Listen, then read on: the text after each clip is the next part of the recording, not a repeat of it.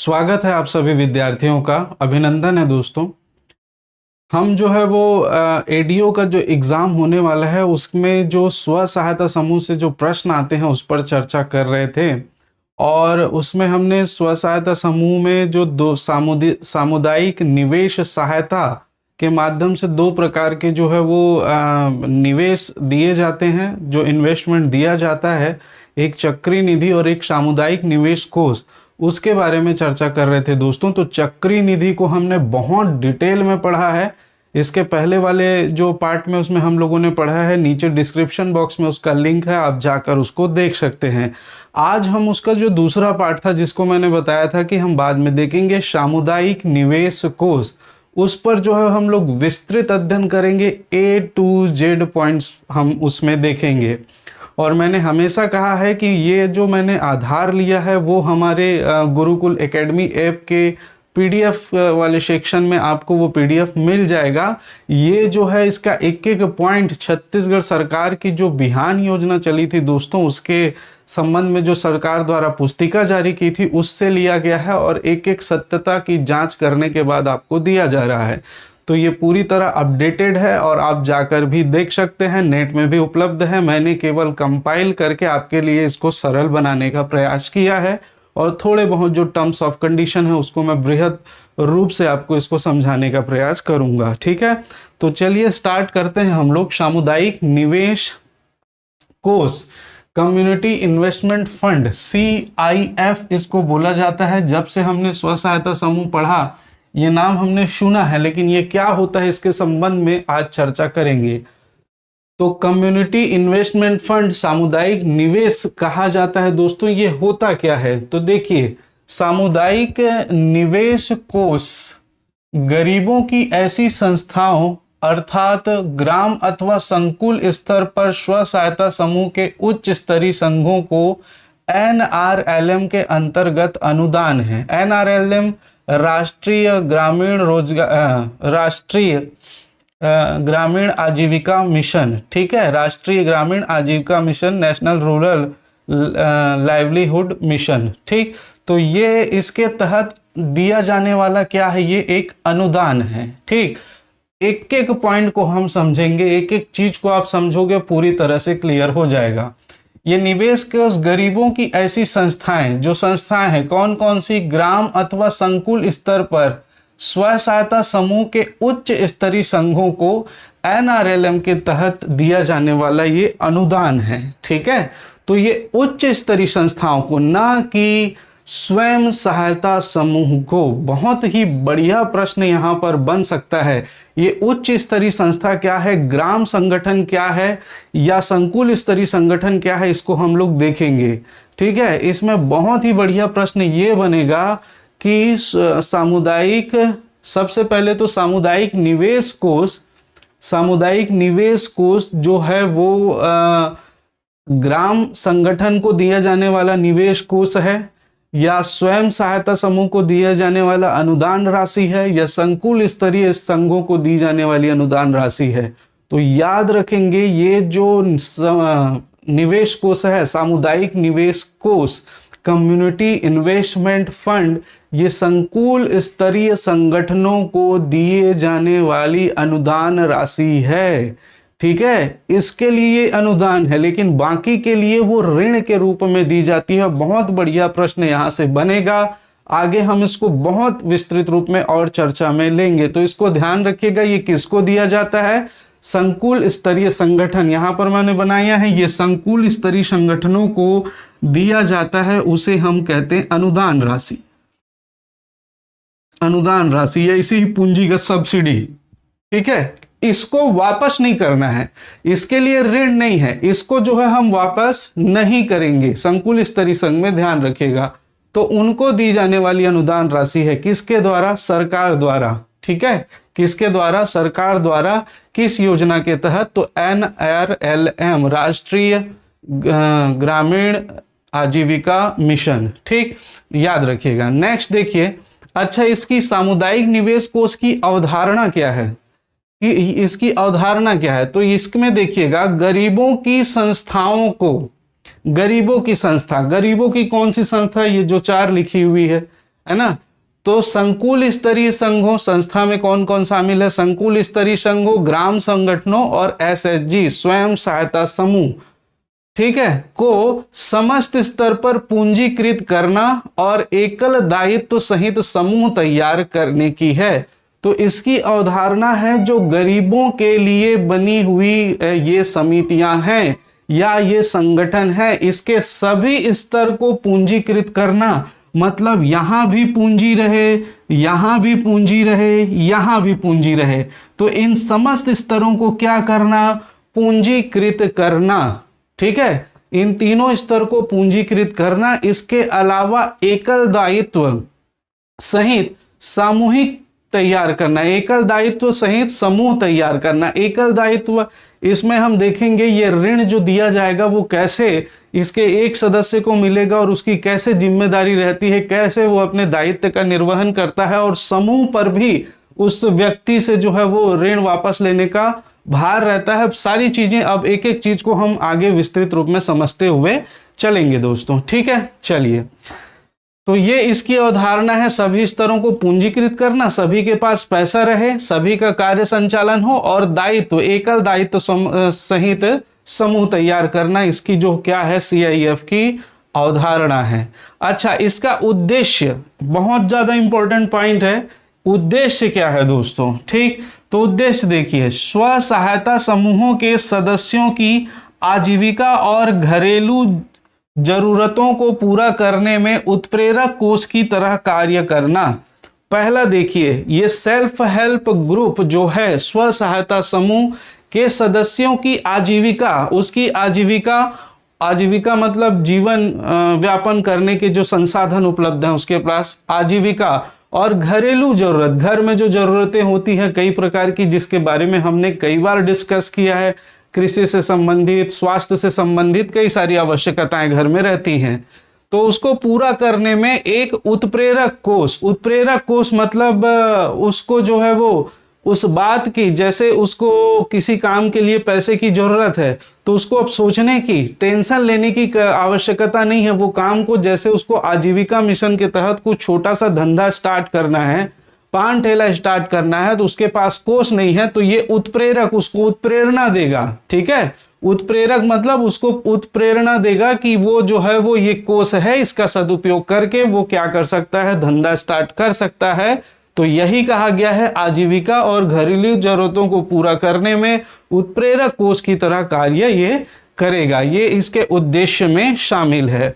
दूसरा हम बात करें दोस्तों, गरीब एसएचजी, जो गरीब स्व सहायता समूह की ऋण शाख है और निवेश संबंधी शाख है को प्रदर्शित करना, ठीक है। तो जो ये जो एसएचजी बना है, सेल्फ हेल्प ग्रुप जो बना है मित्र, वो इसलिए बना था ताकि गरीब लोगों के जीवन स्तर को ऊंचा उठाया जा सके, और ये इसमें जो शामिल सदस्य हैं वो गरीबों में भी गरीब महिला स्व सहायता समूह के सदस्य रहते हैं। तो यहाँ पर ध्यान रखिएगा कि ये गरीब एसएचजी की ऋण शाख, उसकी ऋण संबंधी जो शाख है, और निवेश करना मतलब उसको ऋण लेगा और निवेश करेगा, ठीक है। निवेश करेगा तो जो पैसा आएगा उसके ऋण पटाएगा, तो एक प्रकार से उसकी बैंक में क्या बन रही है दोस्तों, शाख बन रही है। तो ऋण शाख और निवेश संबंधी शाख को प्रदर्शित करना, वो कितने अच्छे तरीके से कार्य का संचालन कर सकते हैं। सेल्फ हेल्प ग्रुप, स्वयं सहायता समूह, तो वो ऋण लेकर, ऋण शाख मतलब ऋण लेकर उसको पटाना, और निवेश संबंधी शाख, निवेश लेकर उसका सदुपयोग करना। ये दोनों का जो उद्देश्य है वो ये है कि वो व्यक्ति उस पैसे को लेकर, वो समूह किस प्रकार से वो अच्छे तरीके से अपने गांव का अपना विकास कर रहा है, अपने कार्य का संचालन कर पा रहा है। तो ये इसके उद्देश्य में शामिल है, ध्यान दीजिएगा। नेक्स्ट बात करें, एसएचजी के संघों का क्षमता वर्धन तथा उन्हें प्रारंभिक सहायता देना। जो एसएचजी के संघ बने हैं दोस्तों, ये संघ बने हैं, उनका क्षमता वर्धन करना, उनकी क्षमताओं को बढ़ाना। जब पैसा ही नहीं रहेगा तो क्षमता कैसे बढ़ेगी, क्षमताओं का वर्धन करना, उन्हें प्रारंभिक सहायता देना, और प्रारंभ में उनको क्या करना, सहायता प्रदान करना, फंड प्रदान करना। इसके उद्देश्य में जो है वो क्या है, शामिल है, बहुत ढंग से ध्यान रखेंगे। नेक्स्ट हम बात करें ग्रामीण गरीबों के लिए वित्तीय उत्पाद विकसित करना। ठीक है, ग्रामीण गरीब जो हैं उनके लिए वित्त उपलब्ध करना, वित्त उत्पाद उपलब्ध कराना इसके उद्देश्य में शामिल है। ठीक, नेक्स्ट देखें वित्तीय सेवाओं की श्रेणियों को विस्तृत और गहरा करना।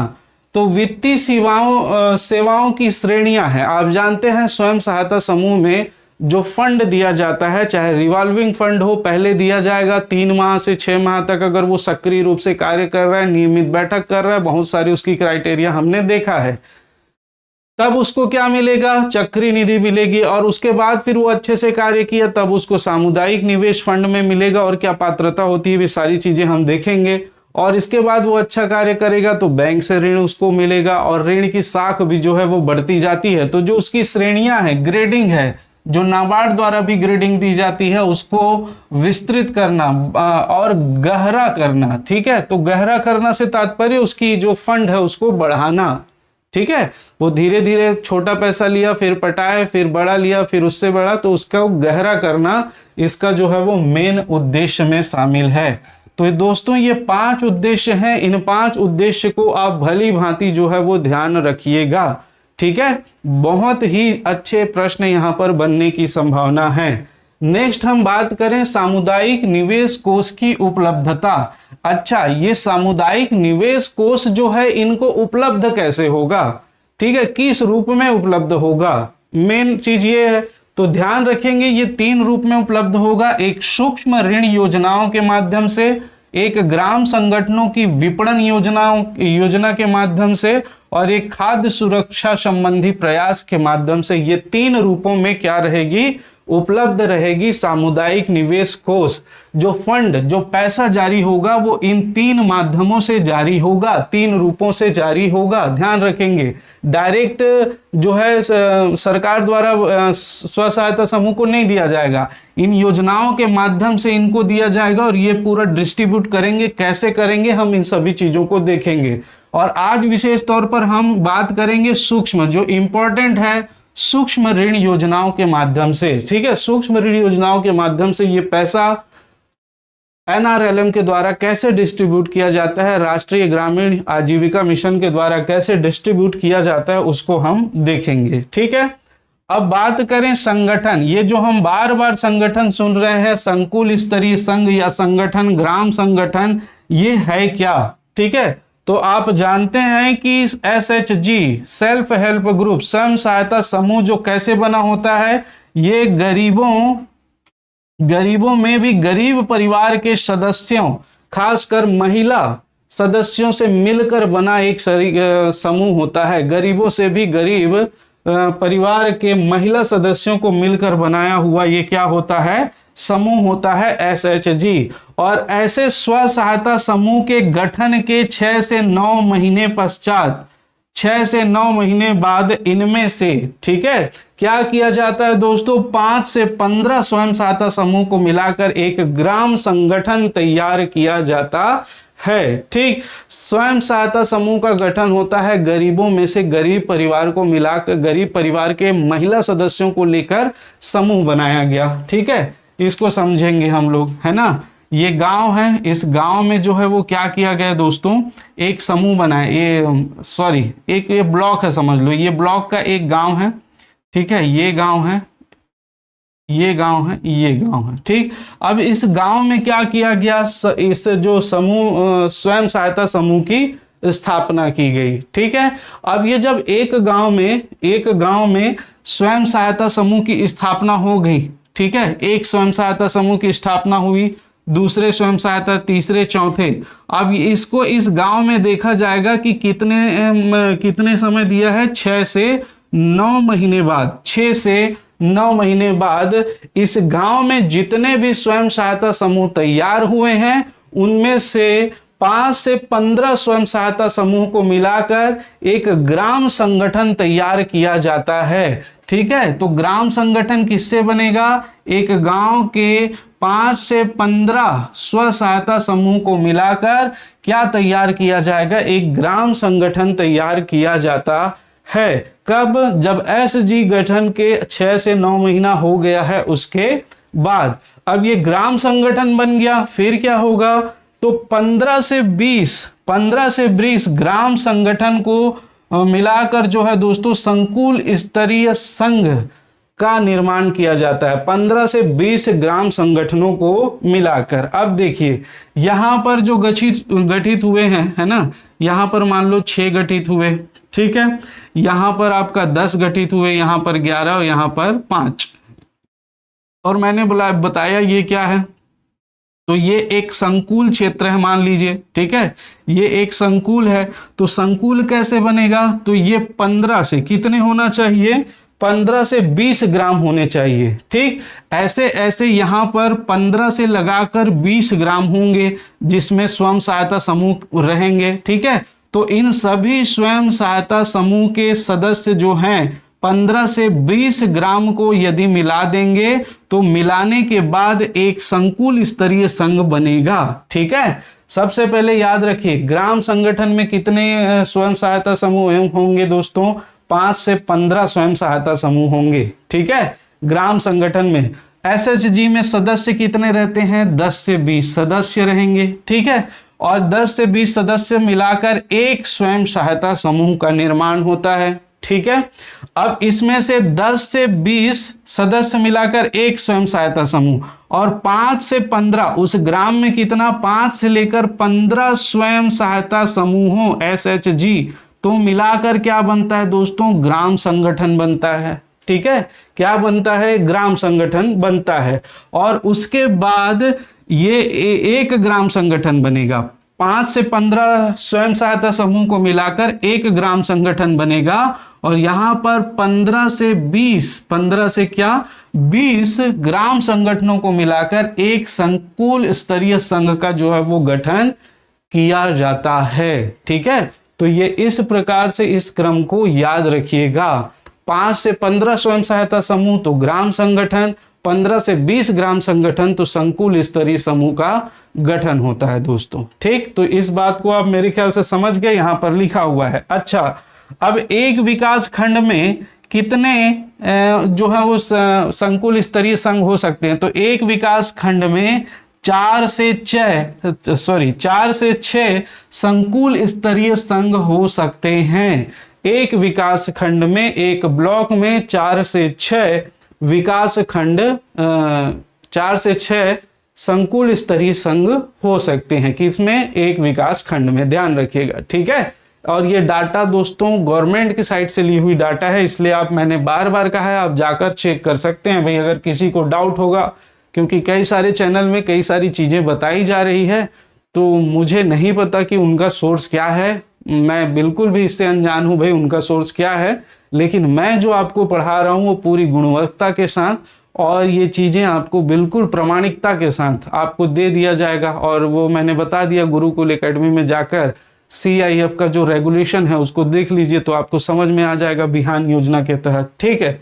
चलिए इसके बाद देखें दोस्तों, हाँ इसमें हमने देखा ये इस स्तर पर जो है वो क्या बन जाएगा, संगठन बन जाएगा, ठीक है। 10 से 20 सदस्य मिलाकर एक स्वयं सहायता समूह, 5 से 15 स्वयं सहायता समूह मिलाकर एक ग्राम संगठन और 15 से 20 ग्राम संगठन मिलाकर एक संकुल स्तरीय संघ बनेगा।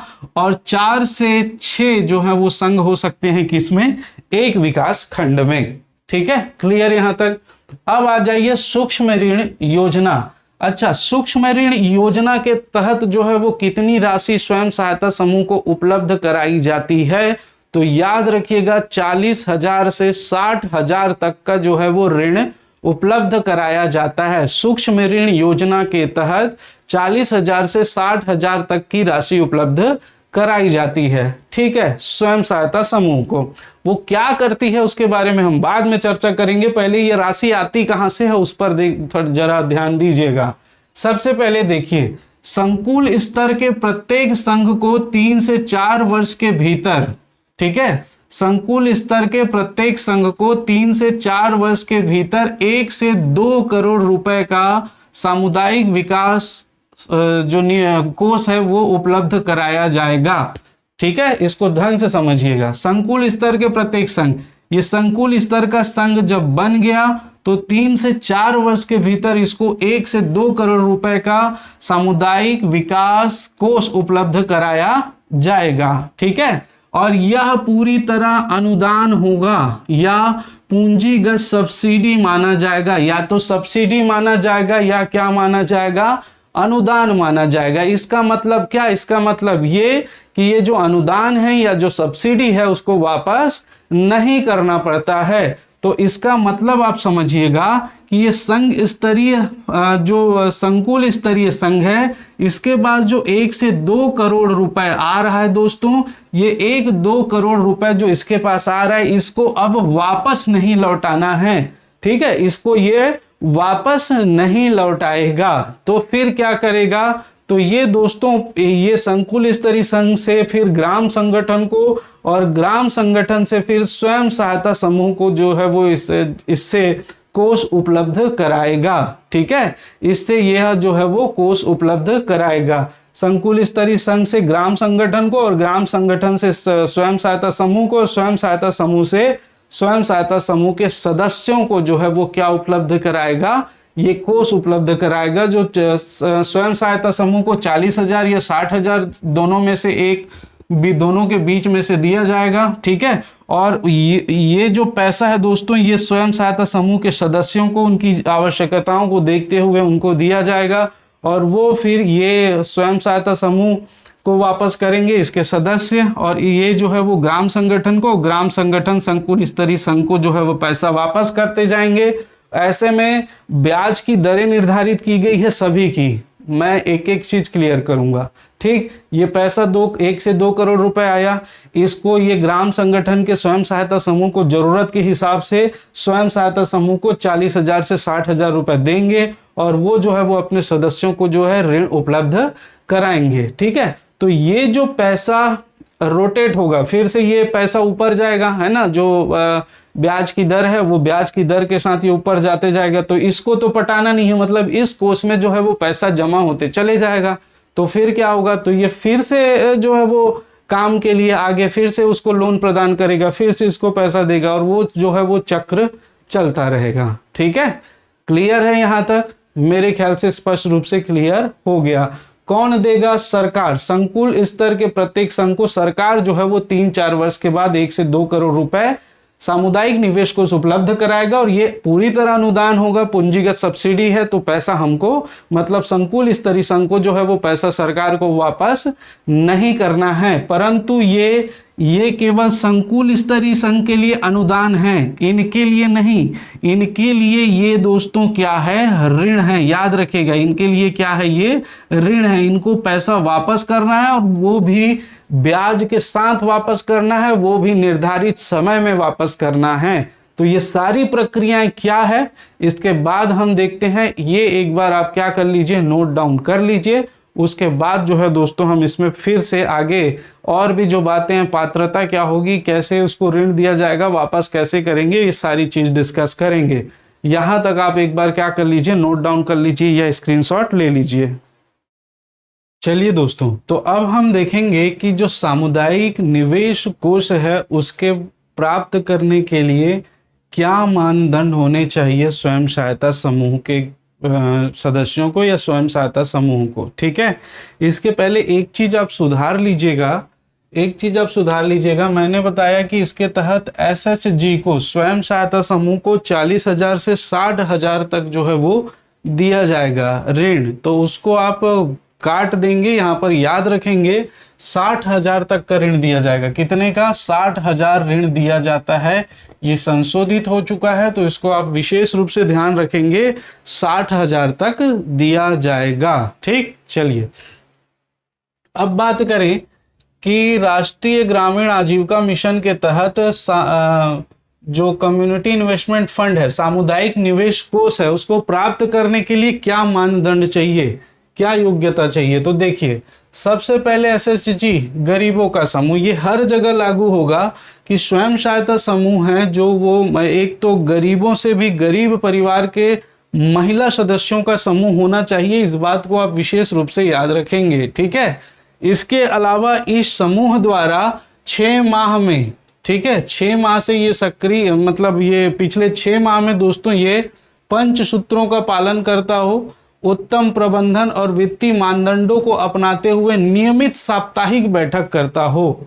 ठीक है, 6 माह में ये क्या करता हो, 5 सूत्रों का पालन करता हो, उत्तम प्रबंधन करता हो और वित्तीय मानदंडों को अपनाते हुए नियमित साप्ताहिक बैठक करता हो। ये तब इसको जो है वो CIF फंड जो है वो मिलेगा। ठीक है, इसके अलावा ये जो साप्ताहिक बैठक ये आयोजित करते हैं, इन साप्ताहिक बैठक में दोस्तों इसके समूह के सदस्यों की जो उपस्थिति है वो 90% होनी चाहिए। यदि 20 सदस्य हैं तो 90% कितना हो जाएगा दोस्तों, 18 सदस्य होने ही चाहिए। 19 भी हो सकता है परंतु 17 जो है वो नहीं हो सकता। तो उपस्थिति कितनी होनी चाहिए, सदस्यों की 90% की उपस्थिति होनी चाहिए। इसके अलावा नियमित आंतरिक लेन देन, इन लोगों ने स्वयं सहायता समूह के सदस्यों ने जो बचत करके पैसा जमा किया है, इसके अलावा इनको चक्री निधि, परिक्रामी जो निधि मिली है उसको भी ये नियमित तौर पर जो है वो आंतरिक लेन देन कर रहे हों।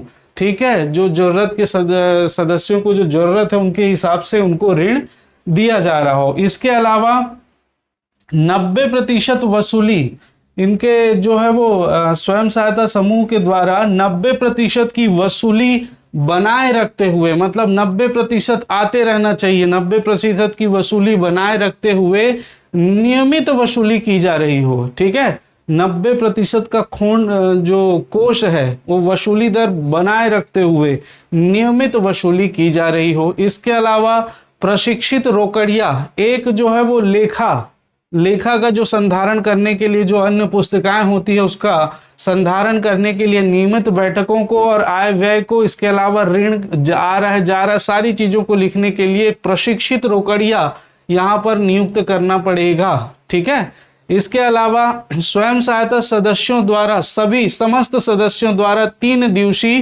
प्रशिक्षण प्राप्त कर लिया गया हो। ये 3 दिवसीय प्रशिक्षण कौन कराएगा, CRP, कम्युनिटी रिसोर्स पर्सन, मैं इसके बारे में हम बात कर चुके हैं। तो वो जो है वो 3 दिवसीय ये क्या कर लिया हो, प्रशिक्षण प्राप्त कर लिया हो। इसके अलावा एक बैंक खाता खुला होना चाहिए, वो तो है ही।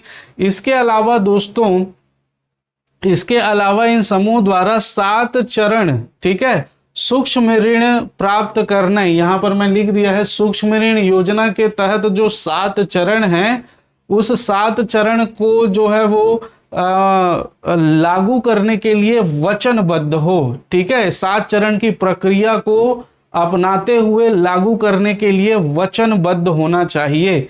ये क्या है 7 चरण, तो एक बार इसको देख लीजिए। इसमें से प्रश्न बनने की संभावना ज्यादा नहीं है, इसलिए इसमें ज्यादा डिटेल में नहीं जाएंगे, आप सिर्फ इन पॉइंट्स को याद रखेंगे। SG स्वयं सहायता समूह का विवरण, ठीक है, विवरण होना चाहिए स्वयं सहायता समूह का। स्वयं सहायता सदस्यों का सामाजिक आर्थिक विवरण, ये क्या है, ये 7 चरण की वचनबद्धता है कि इसको हम लागू करेंगे ही, इसके लिए वचन देना पड़ेगा। क्या क्या वचन, तो SHG का विवरण देना पड़ेगा। ठीक है, SG सदस्यों का सामाजिक आर्थिक विवरण, सामाजिक मतलब कितने भाई कितने बहन हैं, अकेली है, विधवा है, नहीं है, क्या है, आर्थिक स्थिति कैसी है, उसका विवरण। सदस्यों के आय व्यय का विवरण, घरेलू निवेश योजनाओं का सूचीकरण। 5वां है प्राथमिकताकरण योजना। 6वां है वित्त पोषण तथा चक्रीय योजना और 7वां है भागीदारी की शर्तें। तो ये 7 जो चरण हैं उसको अपनाते हुए इस प्रक्रिया को, सूक्ष्म ऋण योजना की प्रक्रिया को अपनाते हुए लागू करने के लिए क्या है, ये वचनबद्ध रहेंगे। नेक्स्ट देखिए, ऋण प्राप्ति के पश्चात प्रबंधन। अगर इनको सूक्ष्म ऋण योजना के तहत ये CIF जो मिल गया है, सामुदायिक निवेश कोष मिल गया है, उसके बाद इसका प्रबंधन जो है वो वैसे ही होना चाहिए जैसे पहले था। उसके बाद इसका प्रबंधन पंचसूत्र, उत्तम प्रबंधन, वित्तीय मानदंडों को अपनाते हुए नियमित बैठक तब भी होना चाहिए जब इनको ऋण मिल गया है। तो इसका प्रबंधन वैसे ही हो जैसे इसके मानदंड में पहले निर्धारित था, पहले किया जा रहा था, वैसे ही ऋण प्राप्ति के पश्चात भी किया जाना आवश्यक है। ठीक है, 7 चरण वाली सूक्ष्म ऋण योजना में दोस्तों क्या हो, प्रशिक्षण प्राप्त कर चुके हो। तो भैया ये 7 चरण जो बताए गए हैं इसको जानेंगे कैसे समिति के सदस्य, समूह के सदस्य, तो इनके लिए ये क्या हो, प्रशिक्षित हो और ये प्रशिक्षण प्राप्त कर चुके हो कि इस पैसा का इन्वेस्टमेंट कैसे करना है, क्या होगा, कितना ब्याज होगा, कैसे लौटाया जाएगा, सारी चीजें जो है वो इसके लिए प्रशिक्षण ले लिए हों। ठीक है, तो ये मुख्य रूप से प्राप्त करने के लिए सामुदायिक निवेश कोष को सूक्ष्म ऋण योजना के तहत प्राप्त करने के लिए ये मानदंड है दोस्तों। इन मानदंडों को आप ढंग से ध्यान रखेंगे, प्रश्न बन सकता है। ठीक है, चलिए आगे चलते हैं। पुनर्भुगतान की प्रक्रिया, भैया इन्होंने ऋण दे दिया है ना, अब ये ऋण वापस कैसे होगा, इन्होंने 60,000 जो ऋण दिया है वो वापस कैसे होगा। तो देखिए, सबसे पहले जो SHG सदस्य हैं, स्व सहायता समूह के सदस्य जिन्होंने ऋण लिया है, ये 24 मासिक किस्त में जो भी ऋण लिया है वो 12 से 18% वार्षिक ब्याज की दर से जो है वो पैसा पटाएंगे। मतलब 2 साल में ये 12% या 18% की दर से जो है वो क्या पटाएंगे, पैसा सामने वाले को पटाएंगे। अच्छा, 12 से 18% जो है इनका क्या रहेगा, ब्याज दर रहेगा। SHG के सदस्य जो सदस्य हैं वो किसको पटाएंगे, स्वयं सहायता समूह को, ग्रुप को पटाएंगे। कितने परसेंट में, 12 से 18%। वार्षिक में, मासिक नहीं है, ध्यान रखेंगे वार्षिक। किस्त क्या है, किस्त मासिक रहेगा, ब्याज दर वार्षिक रहेगा। तो ध्यान रखिएगा, 24 मासिक किस्त, 12 से 18% वार्षिक ब्याज दर रहेगा। किसको देंगे, ये SHG स्वयं सहायता समूह को देंगे, अपने समूह को। इसके बाद स्वयं सहायता समूह जो है दोस्तों वो किसको देगा, ग्राम संगठन को देगा। ग्राम संगठन को ये कितने किस्त में, 40 मासिक किस्त। इसका भी जो किस्त निर्धारण है वो कितना रहेगा, 40 मासिक किस्त में देंगे। और ये जो है वो कितना ब्याज दर रहेगा इसका, 9% वार्षिक ब्याज रहेगा। कितना, 9% वार्षिक ब्याज की दर से स्वयं सहायता समूह ग्राम संगठन को जो है वो पैसा लौटाएगी। और उसके बाद ग्राम संगठन जो है वो किसको, संकुल स्तरीय संगठन को, किसको, संकुल स्तरीय संगठन को। ग्राम संगठन कितने किस्तों में, 80 किस्तों में, और 6% वार्षिक ब्याज की दर से जो है वो पैसा वापस करेंगे। ठीक है, ये संकुल स्तरीय का जो फंड है वो इस प्रकार से यहां तक जो है वो चलेगा। ठीक, अब इसके पास पैसा आते जाएगा, जमा होते जाएगा, तो क्या करेंगे, तो ये एक आपदा कोष का भी निर्माण करेंगे। आगे हम आने वाली कक्षाओं में उन पर चर्चा करेंगे। ये एक आपदा कोष का निर्माण करेंगे जो स्वयं सहायता समूह को संभालने का जो है वो कार्य करेगी। ठीक है, तो इस प्रकार से जो है वो सामुदायिक निवेश कोष से जितने भी प्रश्न बन सकते थे, जितने भी इसके पॉइंट थे, जितने भी एस्पेक्ट थे, सब पर हम लोगों ने चर्चा कर ली है। मेरे ख्याल से ये वीडियो आपको बहुत अच्छे से समझ में आया होगा। दोस्तों, आप लोग वीडियो देख रहे हैं, अच्छी बात है, देखिए, आप ही के लिए है, निस्वार्थ भाव से सेवा की जा रही है। बशर्ते आप लोग कमेंट कर दिया कीजिए। ठीक है, आप लोग देख रहे हैं, आपको लाभ हो रहा है, लाइक और कमेंट करने में कुछ नहीं जाता दोस्तों। ये जो है वो हमको, सामने वाला कोई भी टीचर हो जिससे आप पढ़ रहे हो, उनको क्या है, ये हिम्मत प्रदान करता है, हिम्मत देता है। जब आप लाइक करते हैं, जब आप कमेंट करते हैं, तो ये हमको हिम्मत प्रदान करता है। तो कमेंट जरूर करिएगा, और नए हैं तो चैनल को सब्सक्राइब कर लेंगे। आज के लिए इतना ही। नेक्स्ट पार्ट में दोस्तों हम इस पर और भी चर्चा करेंगे। तब तक के लिए आप सभी को धन्यवाद।